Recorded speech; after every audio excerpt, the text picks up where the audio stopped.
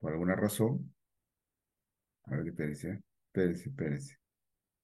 ¿Por qué no aparece? Quiero ver. ¿Por qué no aparece solo aparece uno y no aparece el otro? A ver, vamos a ver, no sé por qué. Si no es así, pues aquí estoy viendo que solo aparece uno, pantalla, a ver. Bueno, solo aparece uno de ellos, pero bueno, vamos a ver entonces. Bueno, si es así, voy a ir de frente entonces a esta. Ya. ¿Están viendo, verdad? Se puede ver claramente, doctor. Ya. El tema que ustedes me han planteado está ahí en el rótulo. Efectivamente, en la invitación que ustedes nos han hecho, el Instituto Peruano de Energía Nuclear les agradece el tener en cuenta al Perú en compartir conocimiento con ustedes jóvenes. En el Perú hemos pasado seguramente los mismos avatares que ustedes están pasando en el camino a tener el conocimiento nuclear alrededor de un reactor nuclear. Por tanto, el tema que les he propuesto, y en razón de que ustedes tienen colegas que están encaminados a construir, a disponer de un reactor, el tema que les he propuesto va a ser seguramente de interés para ustedes. Y lo he dividido en dos partes, uno que describa nuestro reactor y la otra parte ir de plano a la física de reactores. Entonces, el reactor nuclear RP10 lo voy a presentar en láminas y luego con el video. Si ustedes me dicen si están viendo la lámina que voy a presentar, capacidades se leen en la pantalla. ¿Se ve? Sí se ve. Perfecto, muy agradecido. Siempre me responde rápido para... Entonces les quiero hacer una visita a ustedes, transpórtense con los ojos hacia el Perú. Y en el Perú van a contactarse con el Instituto Peruano de Energía Nuclear.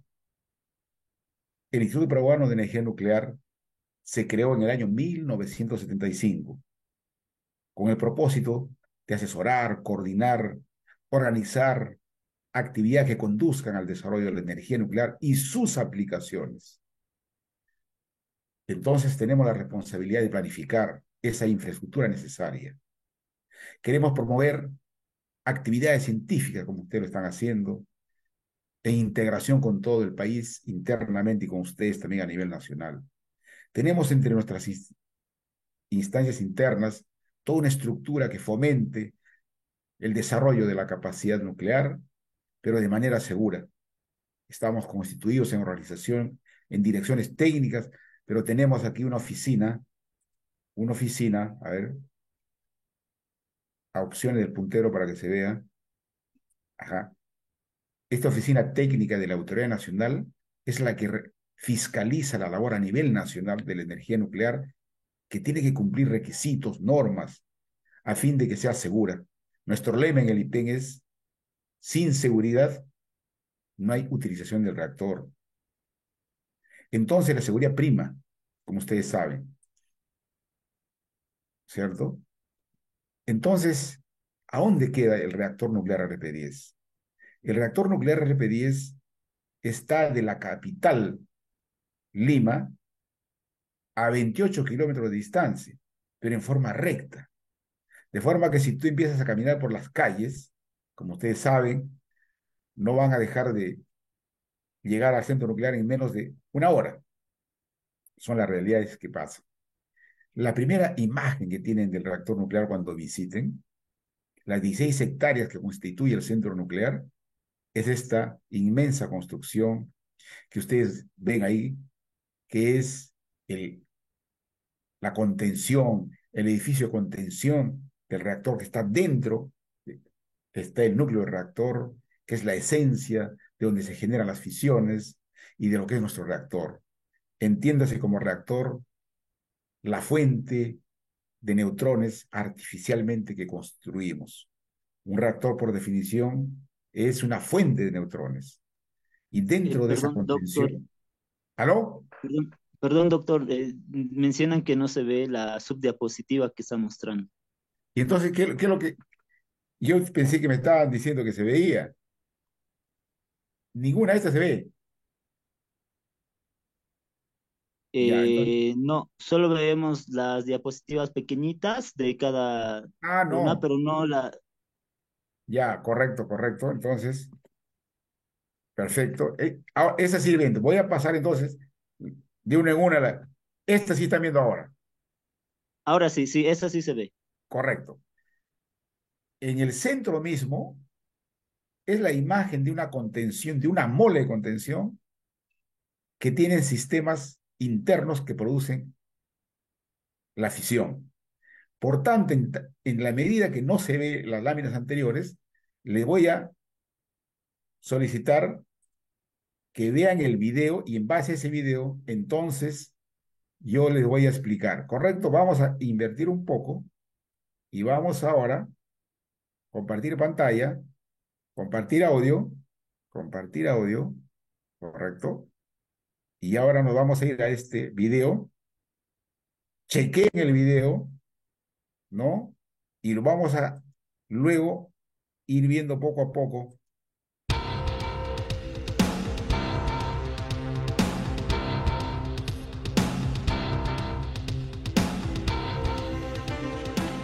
Nos encontramos en el centro nuclear Óscar Miroquesá de la Guerra. Dentro de este centro nuclear se encuentra la dirección de producción, que tiene a su cargo el reactor nuclear RP10. Es un reactor de 10 megawatts de potencia, que es el reactor más grande de América Latina. También esta dirección de producción tiene a su cargo la planta de producción de radioisótopos, que es el que se encarga de procesar el material irradiado para generar estos radiofármacos que luego son distribuidos al sector salud. Tenemos el yodo, tecnecio y el samario.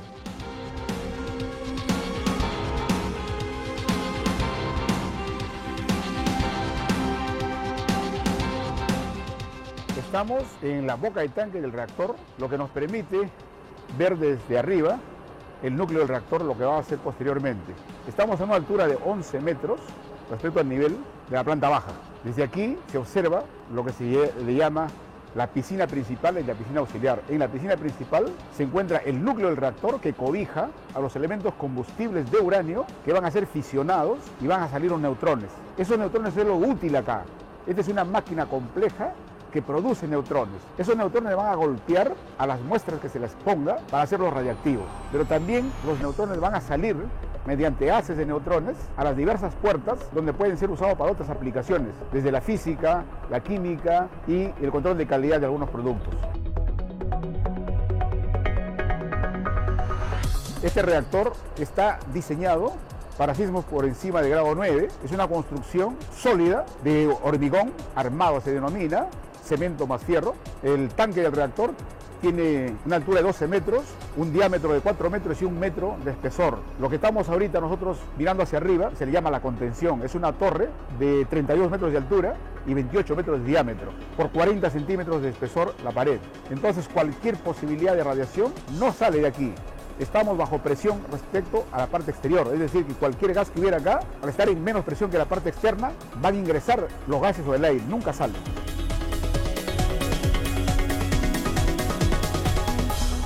Estamos en la sala de control del reactor nuclear llamado RP10 porque tiene la potencia de 10 megavatios. Fue puesta a crítico por primera vez el 30 de noviembre de 1988. Es considerada el día de hoy como el reactor de mayor potencia en Sudamérica y Latinoamérica. Usualmente en el ámbito nuclear tenemos la secuencia de los detectores, que son los que identifican al neutrón, luego sigue un proceso electrónico de ampliación de la señal correspondiente, luego sigue la etapa de escalímetro de ver cuántos neutrones hay y en caso pueda superar determinadas características, el sistema se autocontrola. O sea, los sistemas aquí están autocontrolados en señales de disparo, se denominan cuando supera determinados valores. Debido a que la radiación no se ve ni se siente, nosotros estamos alejados de la zona donde esté la mayor cantidad de radiaciones. Entonces lo que estamos haciendo aquí es identificar qué cantidad de neutrones hay, qué cantidad de radiación se está generando. Una vez que los neutrones salen de la fisión, esos neutrones van hacia blancos, que son materiales que ingresan desde afuera y que son utilizados para luego ser transformados a radiactivos. Esos blancos, inicialmente estables, con los neutrones que son golpeados, pasan a ser radiactivos o inestables. Esa radiactividad, que puede ser gamma, beta o alfa, son usados de acuerdo a las características del usuario. Esa manipulación a radioisótopos comercializables lo realiza la planta de producción de radioisótopos.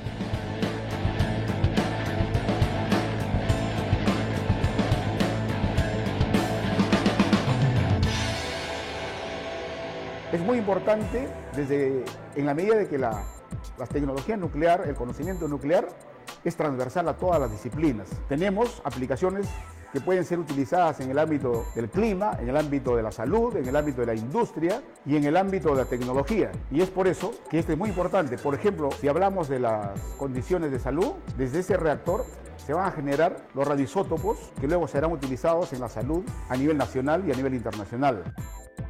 Desde el ámbito de indagar qué materiales tenemos en algunas muestras, sean minerales, sean plantas, sea el agua, también se puede utilizar los neutrones que generamos en el reactor para saber qué cantidad hay, lo que no se podría hacer con otras técnicas. Esta técnica de los neutrones es una técnica complementaria a lo que ya se conoce, por ejemplo, de los rayos X.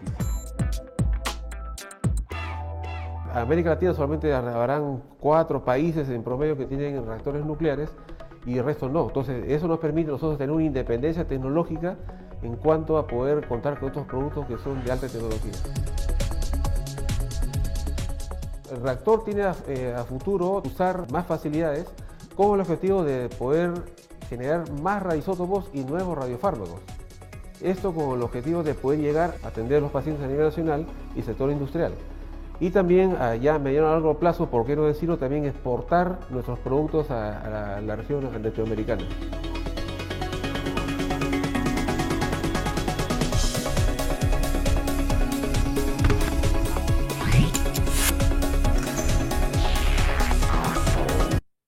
Bien, entonces hemos visto en primer lugar lo que es el reactor, su potencialidad.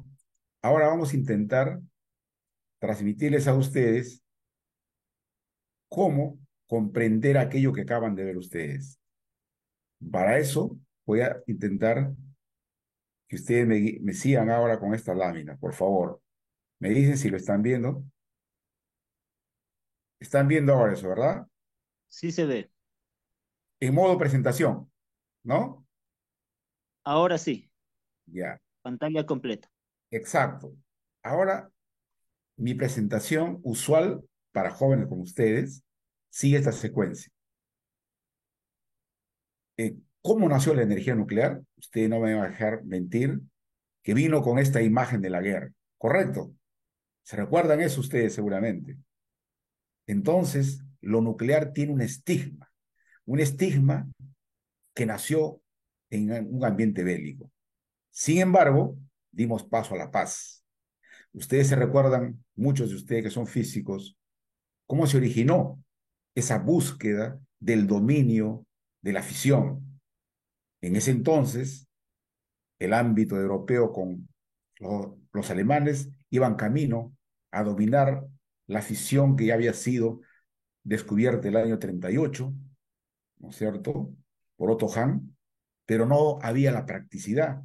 Los alemanes empezaron seguramente a hilar en Estados Unidos, viendo que había movilización en buscar la realización de esa fisión en términos bélicos, le planteó una propuesta a Einstein para que fuera a decir a Roosevelt que había peligro mundial.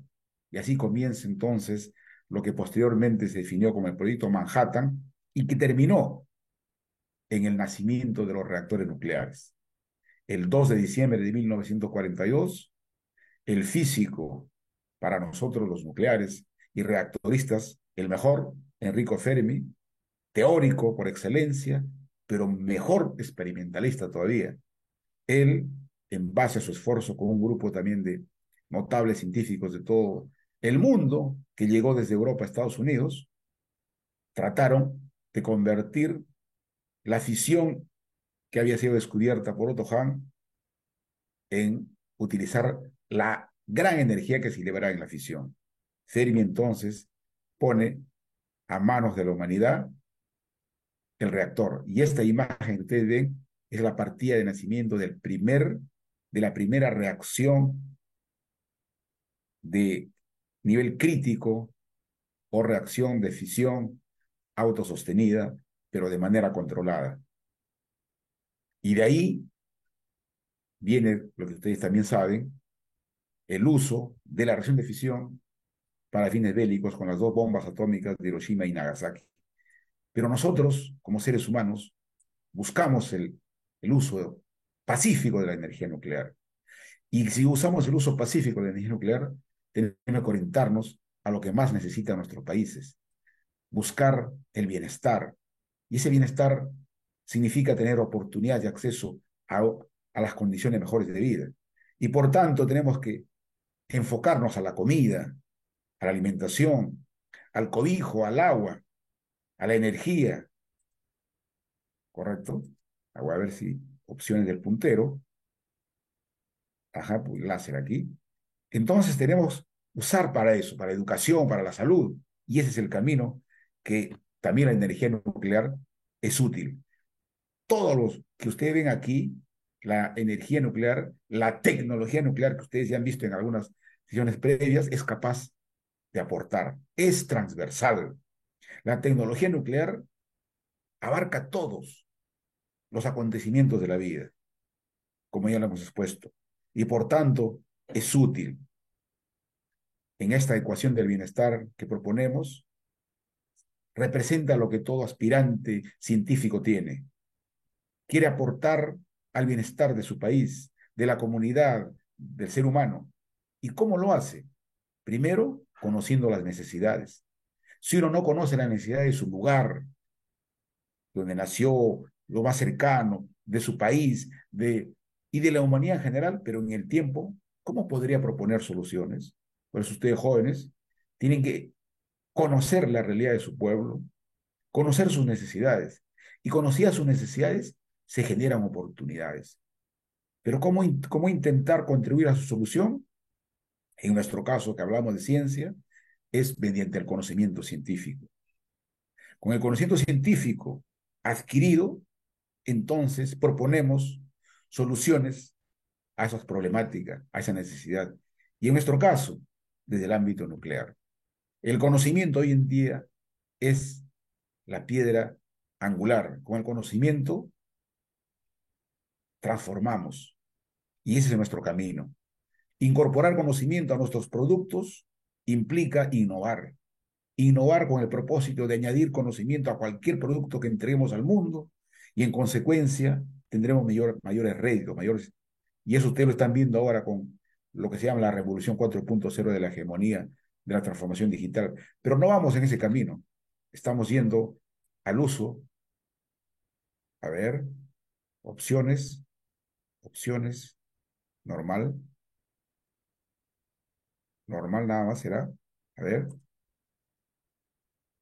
no me permite. Voy a buscar opciones de puntero, pluma, a ver, no me deja. Opciones de puntero, opciones de puntero, a ver, marcador, no sé cuál es, opciones de flecha, ahí está, ahora sí, ahora sí. Entonces vamos a volver ahora, quiero volver a la lámina que quería llevar a ustedes, no sé por qué no me salen bien las cosas hoy día, quería ir al terreno de estamos en la paz ahora, ¿correcto? El modo paz, el modo paz, ustedes ya lo saben, el uso de la energía nuclear para electricidad, las fisiones puestas al servicio de la energía. Y como ustedes saben, las energías químicas son del orden, obviamente, de electrones de voltio, pero no así la energía nuclear. La energía nuclear es millones de veces, millones de veces. ¿Y eso qué hace entonces? Al decirnos millones de veces nos está diciendo que hay que usarla. ¿Y en qué ámbito? En este caso, lo estamos usando, me permite avanzar, en la nucleoelectricidad. Eso ya ustedes lo saben. Pero queremos ir más, queremos ir más. Entonces, ¿qué otras cosas más trae la energía nuclear? Ustedes ya lo han visto. A la medicina nuclear, a la arqueología, en las imágenes, en el diagnóstico, en la terapia, en la investigación. Eso nos trae la energía nuclear. Producir radioisótopos, todo eso, ¿no?, es capaz de la energía nuclear. Pero también en los ámbitos de inspecciones, la radiografía, y radiografía con X, pero también radiografía con neutrones, que es lo que hacen los reactores. Y ni qué decir en qué empleamos mayoritariamente. En la salud, usted seguramente sabe más que yo, en qué aplicaciones darle a la salud. La radioterapia, el uso de las radiaciones para el tratamiento de tumores, ¿correcto? Y también el uso para la radioesterilización y uso en las quemaduras. Ni qué hablar en la parte de seguimiento de los procesos industriales. También tenemos eso. Entonces, la energía nuclear y sus aplicaciones con creces ha superado la parte del estigma inicial que fue precisamente las bombas atómicas, el análisis multielemental. Entonces, ante esa realidad, nosotros deseamos que ustedes, jóvenes, con el conocimiento que ya tienen, descartar, estaba viendo, atención, estaba viendo que compartir mi pantalla no me está dejando manipular, por tanto, voy a hacer esta, a ver si me permite manejar mejor mis láminas con esto, perfecto. Estamos hablando de la paz. Ustedes se basa, el conocimiento de la energía nuclear se basa principalmente en la reacción de fisión, ¿correcto? Y hemos llegado entonces ahora al uso de la energía nuclear mediante la fisión en los reactores. Ustedes han visto al RP10, ¿correcto? Y el RP10 se caracteriza por utilizar elementos combustibles que cobijan uranio, que con neutrones ese uranio se va a convertir en emisores de nuevos fragmentos de fisión, pero también de muchos neutrones. En el video que han visto, el reactor nuclear RP10 tiene estos grandes equipos. Primero, la consola del RP10, que desde el cual se comandan el proceso de la fisión, y la fisión de manera controlada. De la fisión en un reactor nuclear de investigación, como en el caso del RP10, ¿qué se aprovecha? Solo los neutrones. Mientras que en una central que genera energía eléctrica, se utiliza la energía. Quiero que ustedes tengan estimaciones de magnitudes. Un reactor nuclear de investigación como el RP10 usa 50 a 100 kilos de uranio. Una central generadora de energía eléctrica, como Fukushima y otros, utiliza de 100 a 150 toneladas de uranio. Miren ustedes esa magnitud. Por tanto, un reactor nuclear de investigación potencialmente tiene menos riesgo, si se quiere decir, en cuanto al uranio. Desde la sala de control, en tanto la fisión genera campos radiactivos de diversas radiaciones, diversas intensidades, el operador no puede estar dentro y cerca a ellos, sino que tiene que estar desde afuera. Y desde esta sala de control se comanda todo ello.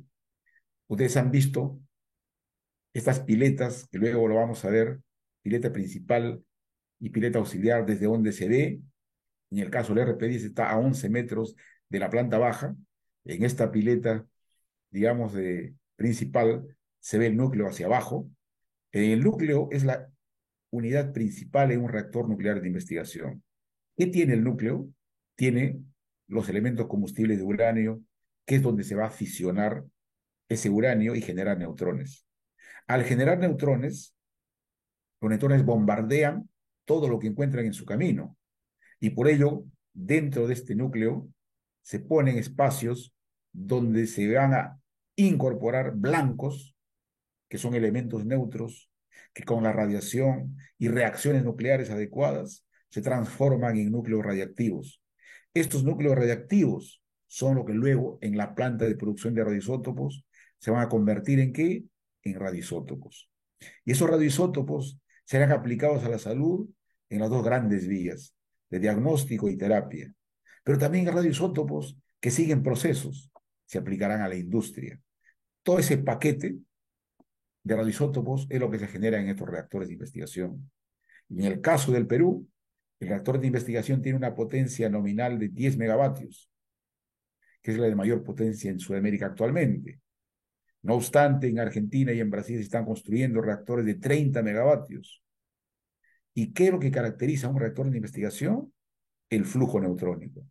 Ese flujo neutrónico es la cantidad de neutrones que van a bombardear a los blancos que ahí se pongan. Eso es lo importante de un reactor nuclear.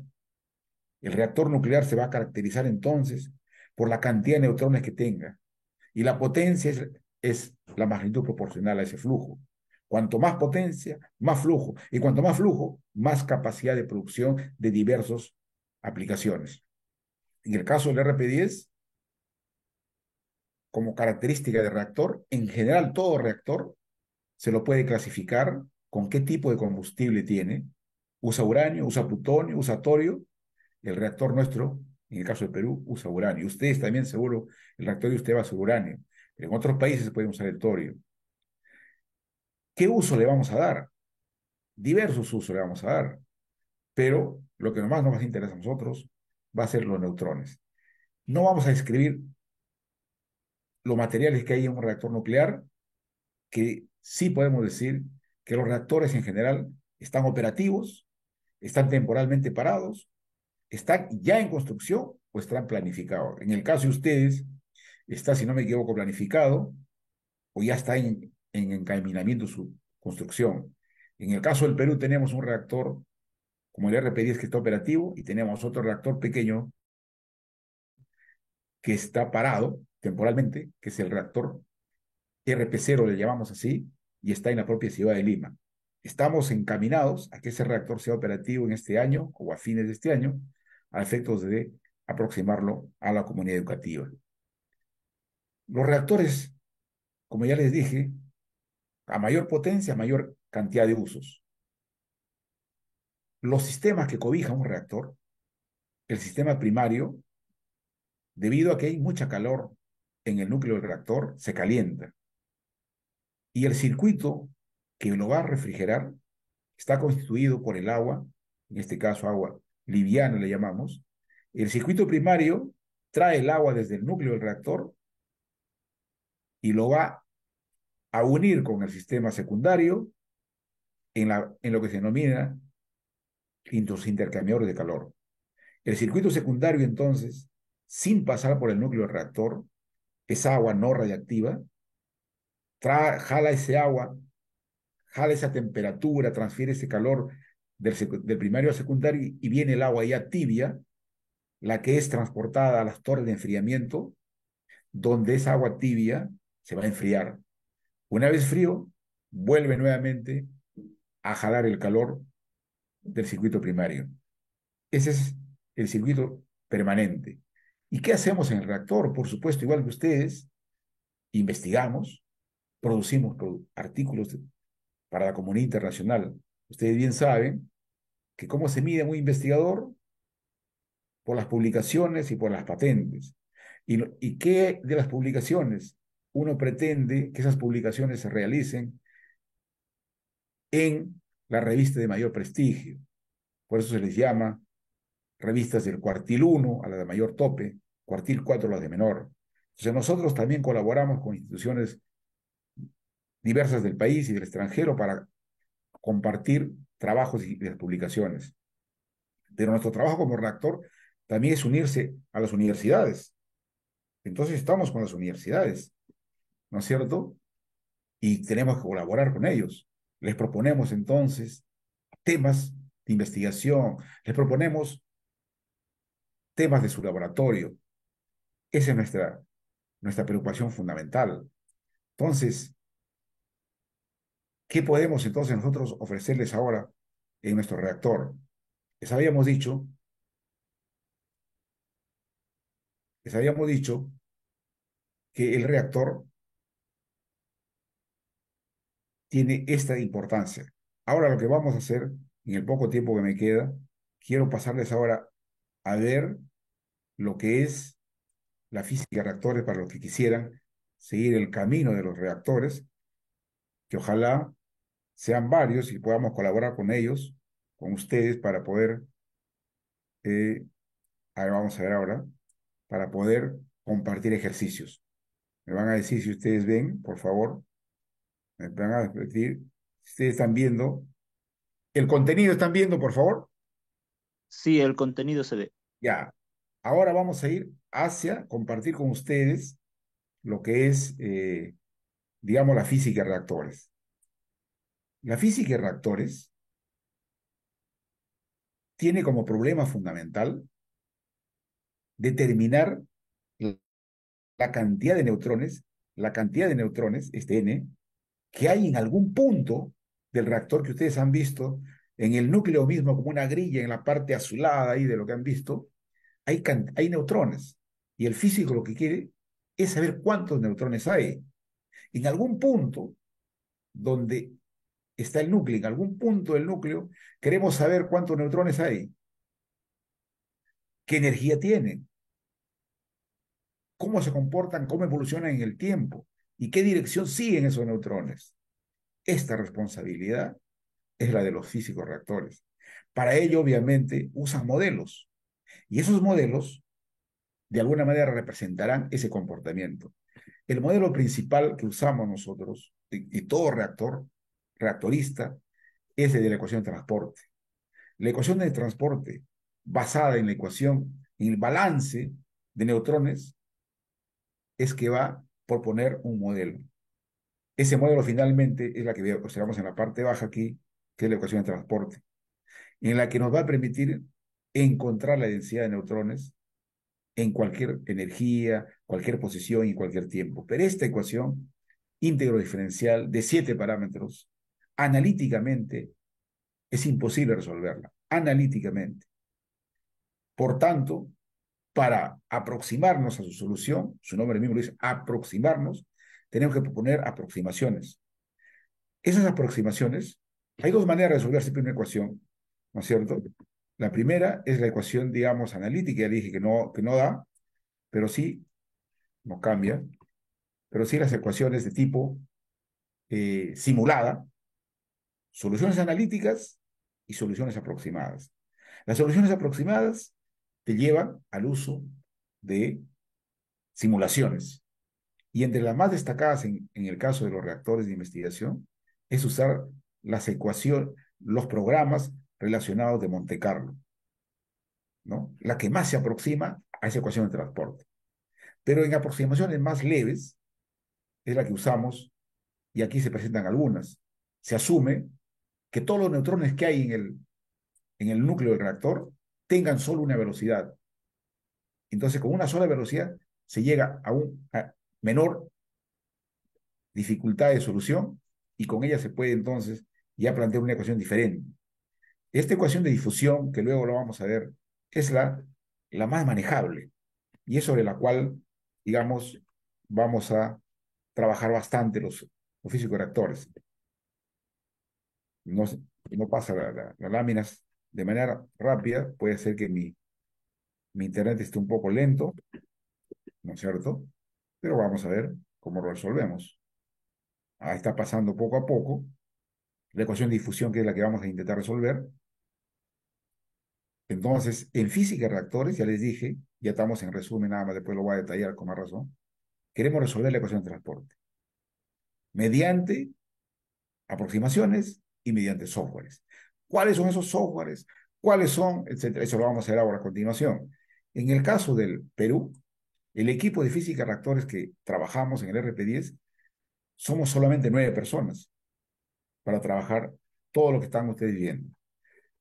Y lo hemos dividido en 4 áreas. Aquellos especialistas en neutrónica, que son los que van a usar los códigos de cálculo para intentar aproximarnos esa solución de la densidad de neutrones. Otros, hay ingenieros físicos, hay ingenieros también, que van a especializarse en el manejo de la termodinámica. ¿Y la termodinámica por qué? Porque nos va a permitir estudiar los procesos de refrigeración, que es importantísimo. Los accidentes grandes de los reactores de Fukushima, etcétera, y otros han sido problemas justamente de la refrigeración. No tuvieron capacidad de refrigerar por esos factores. En el caso de un reactor de investigación, ese proceso de controlar la temperatura, mantener bajo control los procesos de calentamiento, termohidráulica. Pero tenemos que ver también los fenómenos potenciales de accidentes. Se hace mediante los especialistas en seguridad. Los accidentes que se proponen en el caso de los reactores de investigación no son poca cosa. El accidente del año 1983 en Argentina se llama el RA2. El RA2 hubo un accidente de criticidad en un reactor pequeño que falleció una persona. Y se tiene que postular entonces accidentes. Los accidentes de reactividad, los accidentes de obstrucción precisamente de la refrigeración son dos tópicos grandes. Y finalmente tenemos pues, el grupo de experimentalistas en física de reactores. Ellos son los que permanentemente están midiendo y eso es lo que vamos a plantear a continuación.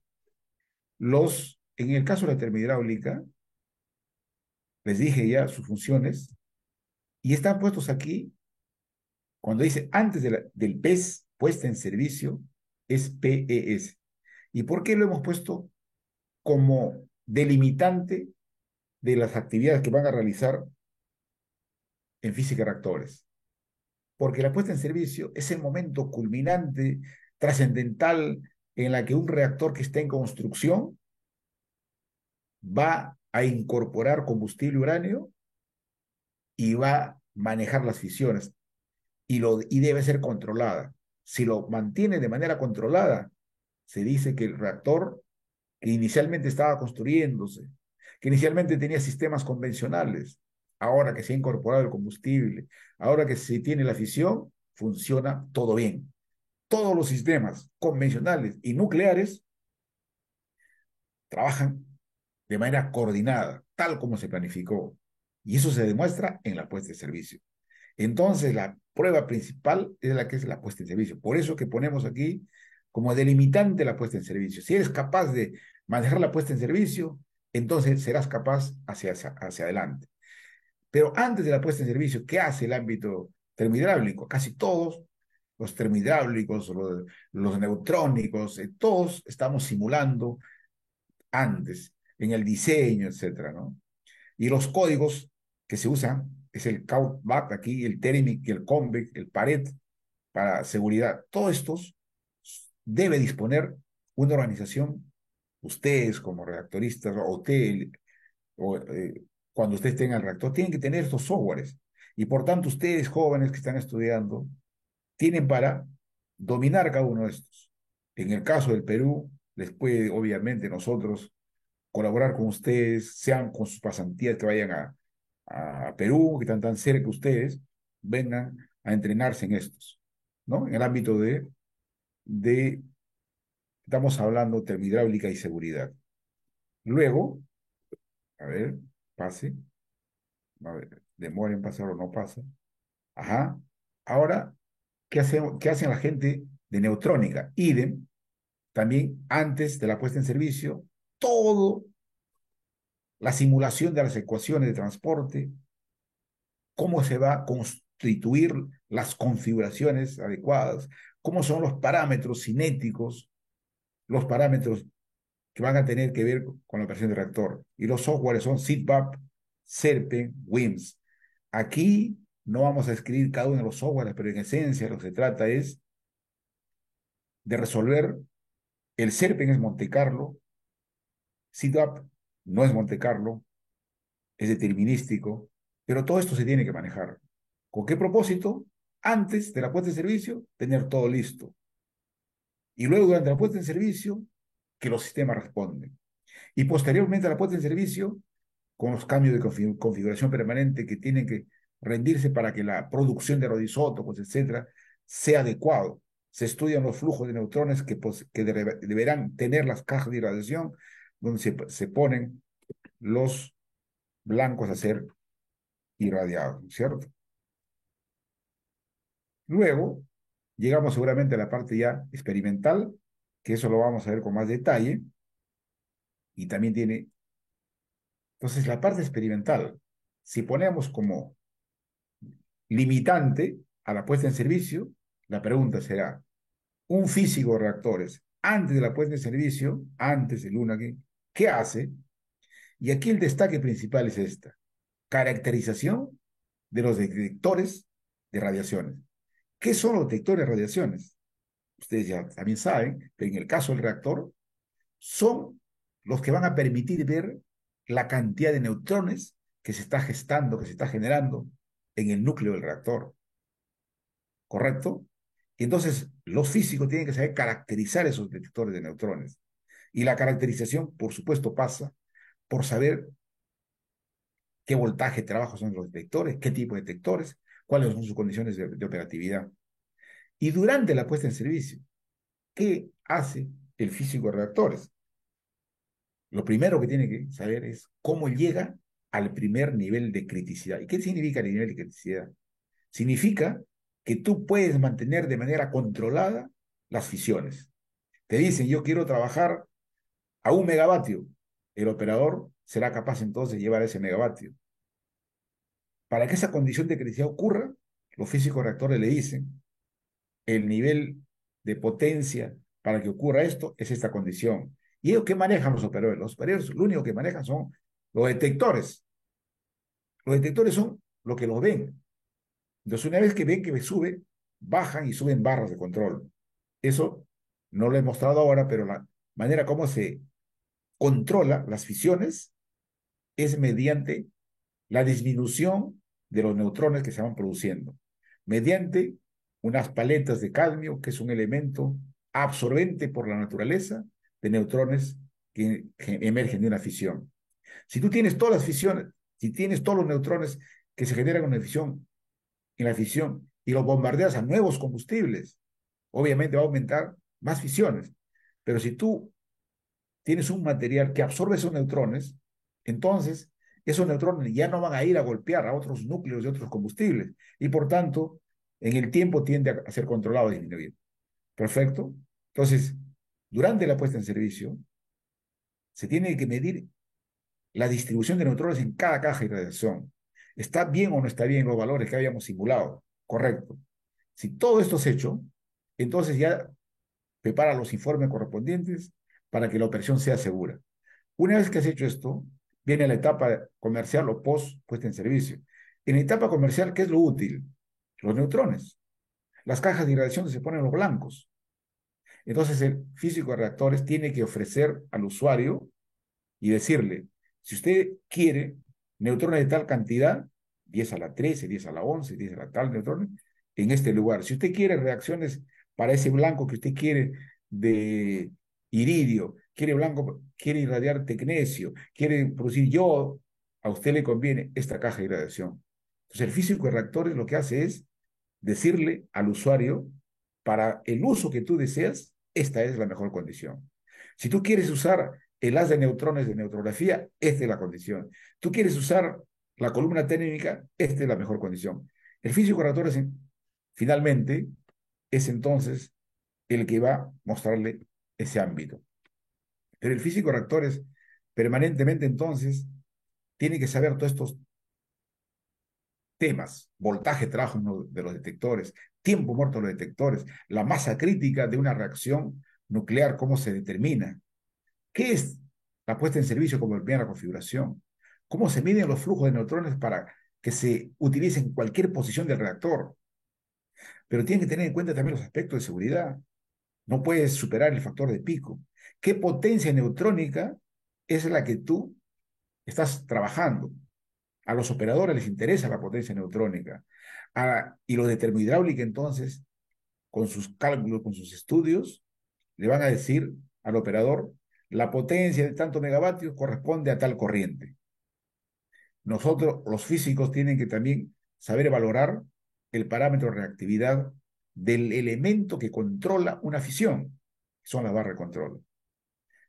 Todo esto también hay productos de fisión que son absorbedores de neutrones y nos quitan entonces operatividad. Capacidad de operatividad te quitan los venenos como el xenón y tiene que saber entonces controlarlos, saber cuántos núcleos de xenón se están produciendo. Todo esto, y la dosis de neutrones. La dosis de neutrones es la correlación de cantidad de neutrones que están saliendo a alguna magnitud de dosimetría que ustedes seguramente ya conocen. El HP, el H asterisco, etcétera. Hay que saber medirlos. Para eso nosotros internamente disponemos de la capacidad para hacer lo propio. Muy bien, vamos avanzando. Esto en parte ya les he manifestado que los físicos reactores, en realidad, experimentales, tienen que manejar estas 5 cosas. Pues ustedes cuando estén estudiando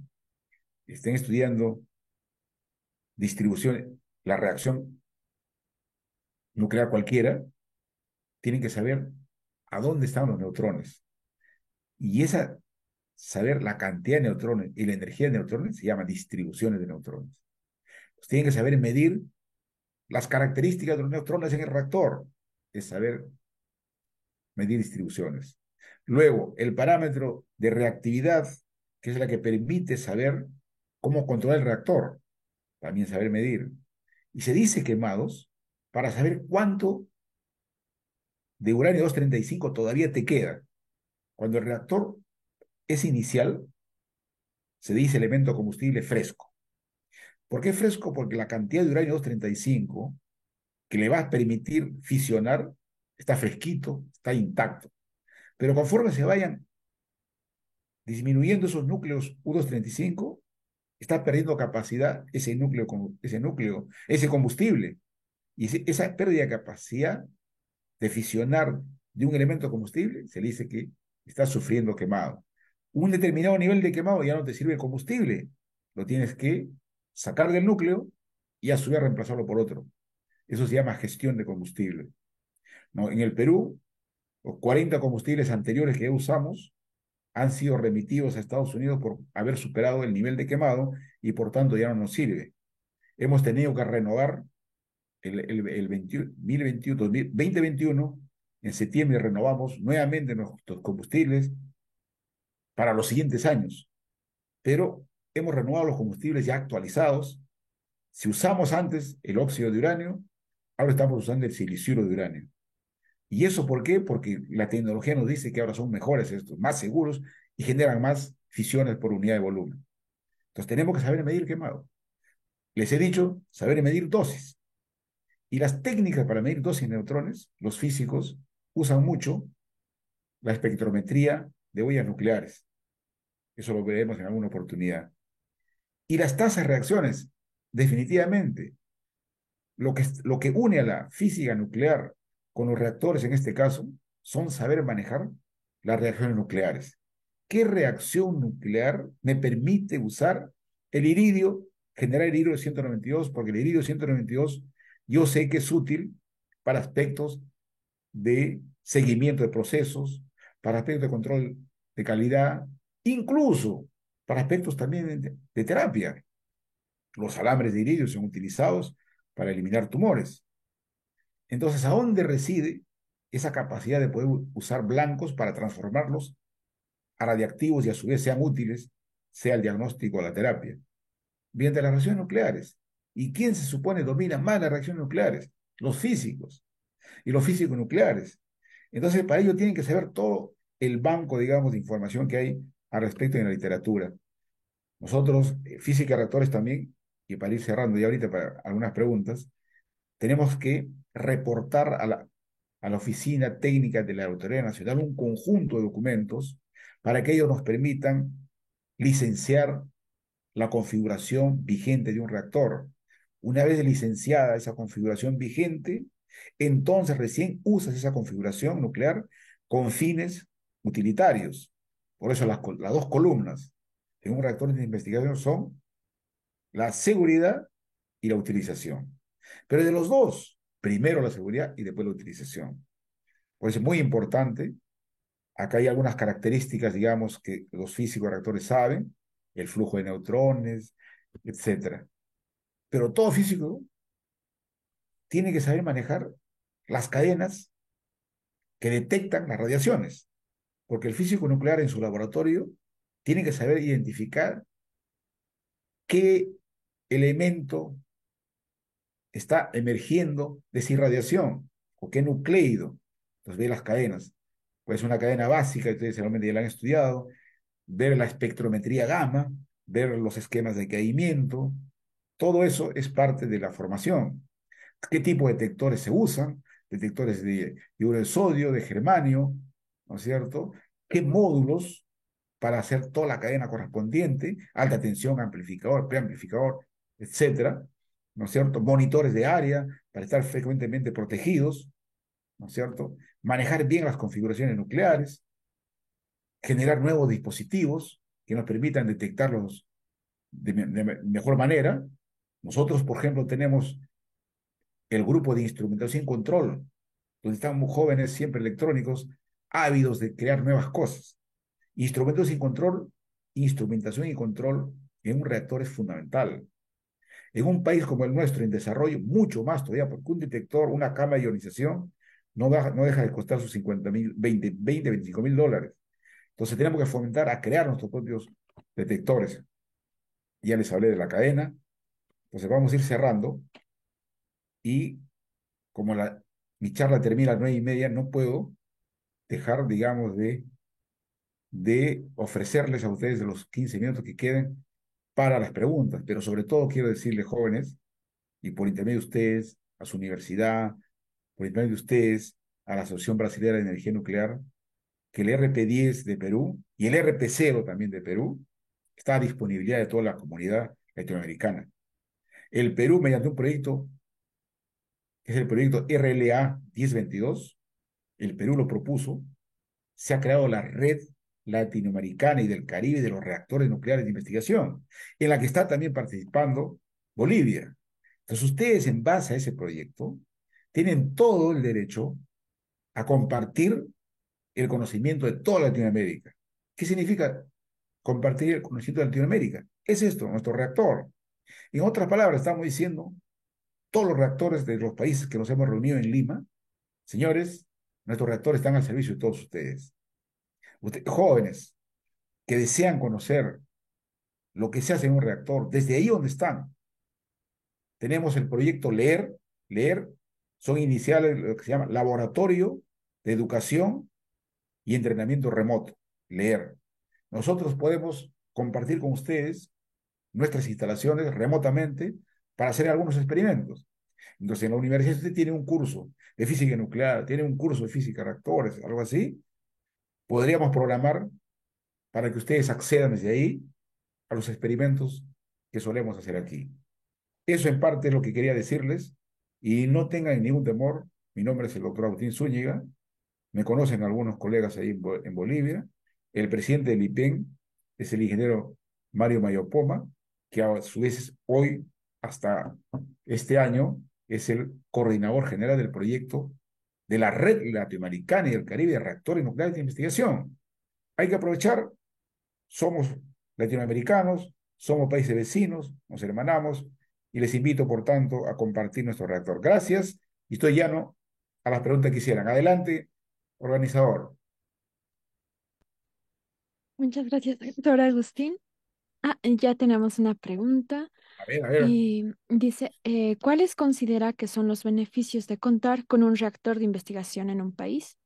claro. Todo reactor de investigación tiene potencialmente 10 aplicaciones, pero 10 técnicas, pero cada técnica se puede aplicar a diversos tópicos. Para resumir, ¿qué nos puede servir? Producción de radioisótopos que a su vez sirvan para diagnóstico, salud y seguimiento de procesos en la industria. Punto uno. Punto dos, el análisis multielemental de materiales que ustedes tengan, minerales, agua, productos que ustedes hayan generado con el conocimiento para el cambio climático, todo esto con la técnica de activación neutrónica, que es clave. Otra técnica, que ya les hemos dicho también a ustedes, es la radiografía así como hay en X radiografía por neutrones. Esta es complementaria de la otra. Pero ustedes como país minero también interesa utilizar la geocronología. Geocronología, su nombre mismo lo dice, es utilizar el reactor en este caso para ver las edades de los minerales.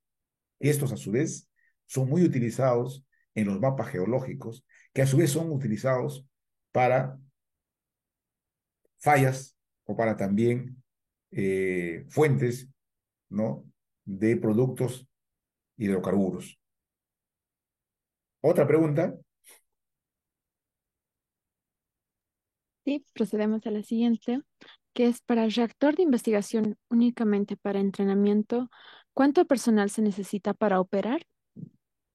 En el caso del reactor para entrenamiento nada más, como es el caso del RP0, es solo para entrenamiento, siempre se requieren 3 personas. ¿Quiénes son? Un operador, un oficial de radioprotección y un supervisor. Estos tres, sea que el reactor grande, el reactor RP10, con el reactor pequeño, que es para educación nada más del RP0, se requieren estos tres. Pero no todo el soporte, pero el otro soporte de los termohidráulicos y todo eso, más se necesita en los reactores grandes. En el caso del RP0, que es chico, podríamos decir esos tres más mantenimiento con más esporádicamente. ¿Alguna otra pregunta? Sí, continuamos. ¿Cómo podemos realizar pruebas de irradiación gamma en cristales minerales en los reactores de investigación del Perú y cuál sería su costo? Miren, ahí yo voy a dar el entendimiento de dos maneras, ¿no? Tal vez no lo quiso decir con eso, pero vamos a lo siguiente. Miren, irradiar cristales puedes utilizarlo para la geocronología que les dije. Los minerales, cuando ustedes saquen, hay unos cristalitos que son apatito, por ejemplo, ¿no es cierto? El circonio, el esfeno, pero vamos con el apatito. El apatito tiene uranio. Al tener uranio, y uno lo lleva al reactor, ese uranio va a fisionar. Y entonces se van a crear fisiones artificiales desde el inicio que se pone el cristal. ¿Se da cuenta? Pero este cristal estaba en el mineral ya desde hace cientos y quién sabe, miles de años. Entonces el uranio estuvo ya desde hace cientos, miles de años, millones de años. Quiere decir que ya estuvo el uranio fisionando espontáneamente. Claro. Entonces estuvo fisionando espontáneamente. ¿Podré yo contar esas fisiones para luego decir que ya tú, efectivamente, esa es la técnica que se hace? Nosotros en el reactor, cuando se hacen convenios de trabajo con países como ustedes, esas irradiaciones, cuando es de investigación, se comparten los costos, pero cuando es para servicios, sí hay unidades de comercialización en el reactor que van a determinar en función a la potencia, en función al tiempo de irradiación. Y no es para nada caro porque nosotros forma parte de nuestro background, digamos, de irradiaciones que hiciéramos, ¿no es cierto? Y la otra irradiación, que es a la que yo también a veces quiero llegar, es que, por ejemplo, cuando tienes vamos al cristal, transparente, el topacio. El topacio abunda en Brasil, no sé si en Bolivia, pero los topacios transparentes, nadie se lo pone como una joya. Nadie se va a poner un anillo transparente, qué horrible. Pero en el reactor, ese topacio cambia de color. Por eso se llama, en la literatura del organismo de integración de energía atómica en todas partes, se llama coloración de gemas. Entonces ese cristal inicial transparente, sin valor, sometido al campo gamma y neutrones en el reactor, empieza a cambiar de color. Se hacen a veces marrones claros, otros van a celestes claros y otros van a verde. Entonces ya la joya empieza a tener valor. Esa es una aplicación interesante. Todos estos, por supuesto, se comercializan en función a la cantidad de tiempo y a la potencia. Adelante, otra pregunta. Está bien. Pasamos a la otra, que es En un momento mencionó la actualización de combustible de uranio. ¿Cuánto Sí, tiempo rindió el anterior, el que fue remitido a Estados claro. Unidos? ¿Y cuáles son Nuevamente, las expectativas con el nuevo tipo de combustible? excelente la pregunta. Como lo dije, el, lo que se hace en cuanto al uso, cuánto duraría, va a ser en función a la cantidad de horas de uso del reactor. En nuestro caso nos ha durado por lo menos 30 y tantos años por una razón, porque nosotros a la semana podríamos usar 120 horas, o si quiere unos 5 por 24 horas, ¿no? 120 horas. Y ahí se va a consumir. Pero nosotros usamos mayormente, hemos estado usando casi 2 horas, 12 horas a la semana a plena potencia. Entonces, con eso nos ha durado esos 30 años. Ahora con este combustible nuevo, queremos nosotros aumentar el uso y ya no usar 12 horas a plena potencia. Quisiéramos usar 20, quisiéramos usar 40. Y con eso entonces, si quisiéramos ese uso, ya los 30 años se reducen a 20, se reducen a 15, etcétera. Nosotros estamos estimando que con la campaña que estamos ahora usando vamos a aumentar drásticamente de las 2 horas más o menos a unas 30 horas, lo cual iríamos entonces a un tercio de lo que hemos usado, unos 15 años tranquilamente. Alguien, no vi, creo, están en el chat, que no lo puedo leer, pero si ustedes me pueden decir otra pregunta, por favor. Ah, Por ahí sí, vi que claro. alguien había. Aún se tienen preguntas. La siguiente es, ¿podría Perú instalar reactor de investigación en Bolivia en empresas públicas y privadas? Claro, cuando nosotros en realidad hemos usado la tecnología argentina. Si él ha escuchado a usted, es instalar. Lo que quiere decir es que si alguien ya les vendió a ustedes un reactor, vamos a suponer que Rusia les vendió a ustedes un reactor, vamos a ver que Argentina les vendió una, quien sea. Nosotros, por supuesto, estamos en condiciones de acompañar a ustedes. Para eso que le llaman instalar, nosotros le llamaremos puesta en servicio del reactor. Y esa puesta en servicio del reactor implica precisamente que todas las condiciones, tanto convencionales cuanto nucleares, sean operativas adecuadamente. ¿Y por qué? Porque tenemos capacidad de software, que tenemos capacidad personal, porque experiencia hemos ya hecho nuestro propio reactor, lo hemos instalado 2 veces, en el caso del RPC también 2 veces. Entonces nosotros ya tenemos los utilitarios correspondientes para que todas las pruebas que se requieren en una puesta en servicio, en una instalación de reactor se pueda hacer. Pero sí también tenemos que ser claro que no podemos, digamos, construir un reactor porque las tecnologías no las disponemos. En cambio, en Sudamérica, el líder es Argentina. Y a nivel mundial, Argentina está en el top 5, top 6 de instaladores de reactores de investigación y de centrales nucleares, pero más de investigación. Hay otra persona, a ver, ¿qué otra preguntita, por favor? Ah, sí, pasaremos a Paola. ¿Puedes realizar tu pregunta, Paola? A ver, por favor, Paola. Buenas noches, muchas gracias. Bueno, mi pregunta es, ¿existe un límite de absorción de neutrones, por ejemplo, del cadmio que usted mencionó? Buena pregunta, Paola. La naturaleza es ultra sabia. Cuando se producen las fisiones y de manera descontrolada, ¿a qué te lleva? A lo que llamamos la bomba atómica, ¿no es cierto? Eso es lo que en un inicio se hizo, ¿correcto? Se produjo uranio 235 separándolo. Una vez que tuviste el uranio 35, lo usaste para la explosión, de manera descontrolada. Se produjo la masa crítica y voló todo. En este caso, la fisión cuando va aumentando los neutrones, va aumentándose las fisiones. Siguen aumentando las fisiones. Y si tú dejas de poner combustible y sigue aumentando las fisiones, es que ya estás en un régimen súper crítico, se dice. Pero si tú aumentas un combustible o material de uranio y las fisiones suben, pero luego decaen, es que no has llegado a la cantidad de uranio o masa crítica que sea suficiente para que la reacción de fisión siga de manera descontrolada. Ni siquiera a nivel crítico o en otras palabras, que se controle solo, espontáneamente.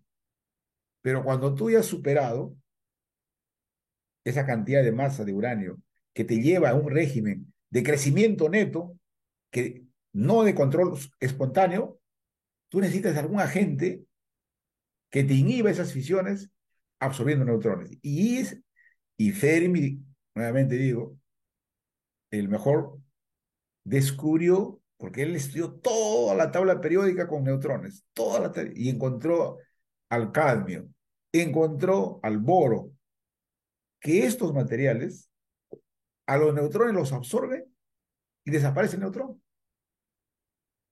O sea, ya no sirve para mayores fisiones. Y usualmente el uranio tiene 500 bars, se llama probabilidad, la unidad bar sirve para medir la probabilidad de absorción del neutrón en ese elemento. El uranio tiene 235, absorbe el neutrón con una probabilidad, llámele 500 bars. ¿Cuánto tiene el cadmio? Del orden de 3000 bars. ¿Quién gana? El cadmio. Y si pones el boro todavía llega hasta incluso 5000 a 10000 bars para poder. Entonces, si tú pones boro y el boro lo va a capturar rápido y ya no va a fisionar. Entonces, podríamos, a tu respuesta, para comparar 500 bars el uranio, 5000 cadmio. Boro están de 5 a 10.000. Esa sería tu respuesta.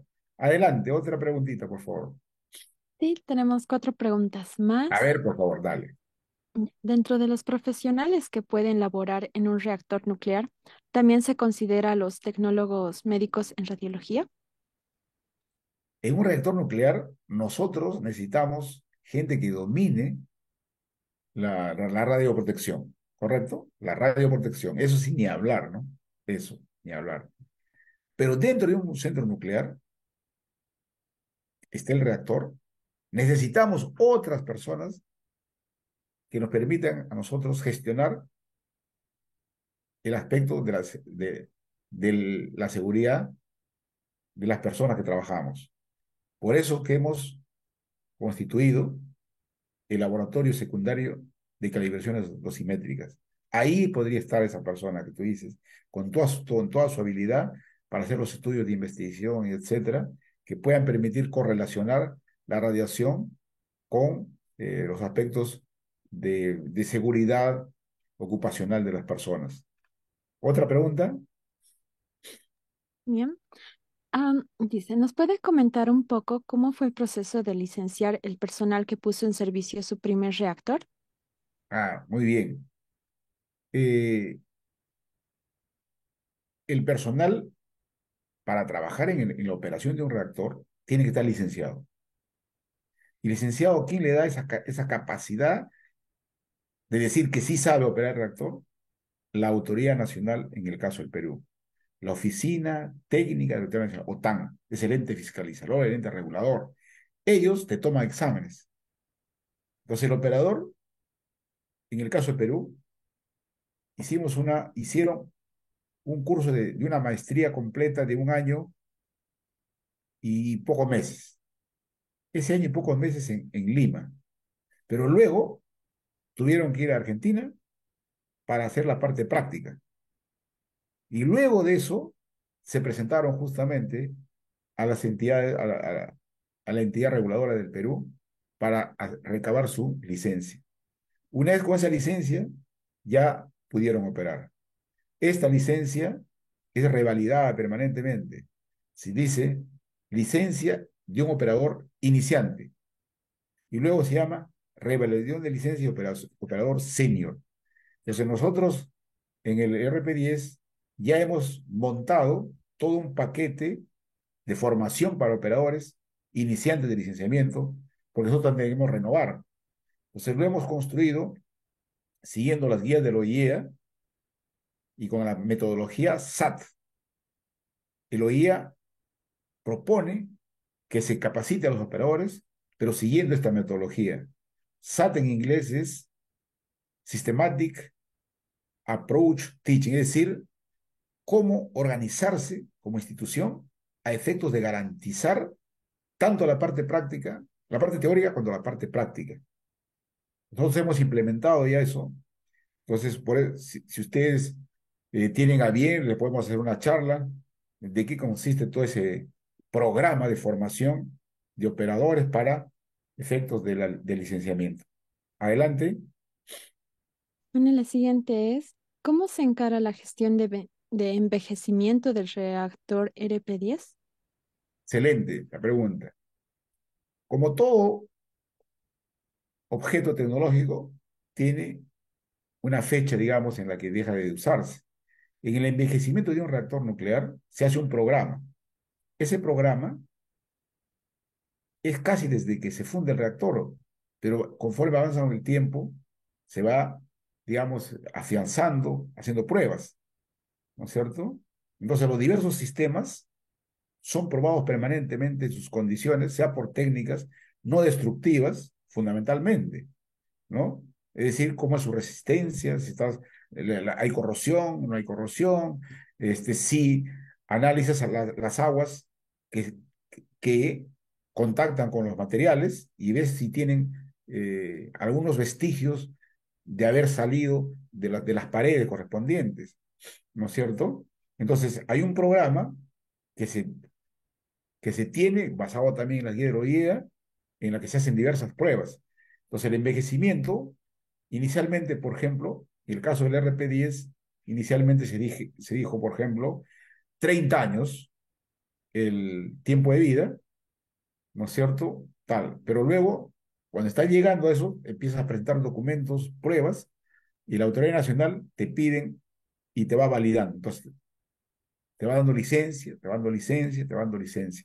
Entonces, el plan de envejecimiento es sumamente importante, va renovando detectores, ¿no? Las cadenas que unen a las cadenas de detección se averían, tienen que tener tu sistema, digamos, de cómo reparar, las cadenas de ionización, las cámaras de ionización también se averían, entonces, todo eso es una constante renovación. Se hace un programa, así como de mantenimiento, también se hace un programa de envejecimiento. Adelante. Está bien. Dice si podría facilitarnos guías de los protocolos para la irradiación gamma en cristales y si tiene experiencia en el cambio de color de diamantes. Yo diría que ahí no hemos probado diamante porque usted bien sabe que el diamante ya de por sí diamante ni tocarlo. Lo que hacemos es gemas de otro valor insignificante frente a un diamante, ¿correcto? El color de los cristales insignificantes en valor, a eso se les tiene que irradiar, ¿correcto?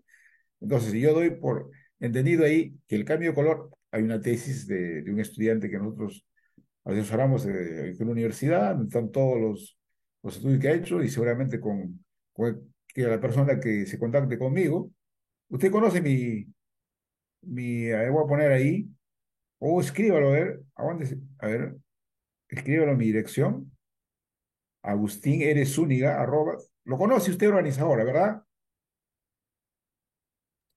Mi Em, correo. Lo puede escribir sí, ahí en el chat para que las personas que me han preguntado sí. entremos en conversión más y tal vez podemos hacer un trabajo conjunto con esa persona que está interesada, ¿no es cierto? Consiga usted topacio por ahí o algunas piedras claras que tengan por ahí, entabla con nosotros un trabajo y nos realimentamos a efectos de hacer alguna publicación entre ambos, ¿no? Me parece, y los invito a todos ustedes a usar el reactor con todas sus técnicas, activación neutrónica, ahora que estamos hablando de radioisótopos, todas las técnicas ponemos al servicio de ustedes para compartir trabajos, ¿no? Otras charlas más dedicadas podemos hacer, técnica tal, a él le ha gustado coloración de gemas, a otro le ha gustado, creo, geocronología, por ahí alguien preguntó, y así sucesivamente, ustedes se organizan, o dos o tres personas, o si no, uno, mi dirección la ponen, le escriben ahí, correcto, y entablamos algún diálogo, digamos, para trabajar en forma conjunta. Creo que estamos llegando al fin, Señores organizadores, como decía, que les agradezco muchísimo, ¿no es cierto? Y nuevamente les repito que ustedes mantengámonos en este trabajo científico y les digo que estoy totalmente comprometido por parte de la autoridad máxima del IPEN, quien a ustedes dirigieron este documento a esa autoridad máxima del IPEN y él tuvo a bien, más bien trasladarle a mi persona esta presentación. Por tanto, el compromiso que estoy haciendo con ustedes es un compromiso de la institución que es el IPEN. Entonces, lo que estoy diciendo es que trabajar en forma conjunta, buscar temas de investigación, ustedes jóvenes, adherirse, unirse a los cursos que vamos a dar, es totalmente un hecho. O sea, están hablando casi con la autoridad del IPEN por intermedio mío, que ha comunicado ese interés de contribuir con ustedes. Gracias nuevamente por su invitación. Muchas gracias a usted, doctor Agustín, por su tiempo y por todo el conocimiento que nos ha compartido el día de hoy. Es un tema muy interesante y pues muchos igual quieren continuar escuchándolo y seguir preguntando acerca de los temas. Yo creo que ya vamos a dar por concluido, porque ustedes no van a Sí, llegar a su sí, casa, es muy tarde. Ustedes son una hora más que yo, que el Perú, ¿no es cierto? sí, para, Ya, para gracias. sí. ¿Cómo es tu Muchas nombre? gracias, doctor Agustín. La mía es Daniela. Daniela. Muy bien, Daniela. Gracias por dirigir la reunión y lo has hecho muy bien. Y felicito a todos ustedes jóvenes por mantener ese espíritu de búsqueda de mayor conocimiento y de la ciencia nuclear. Hasta una próxima oportunidad. Nos vemos. Chao, chao. Hasta luego, doctor Gracias. Agustín. Que tenga una buena semana. Gracias. Am, y bueno, ya para terminar lo que es el día de hoy, voy a pasar la palabra a Brian. Gracias, bueno, gracias.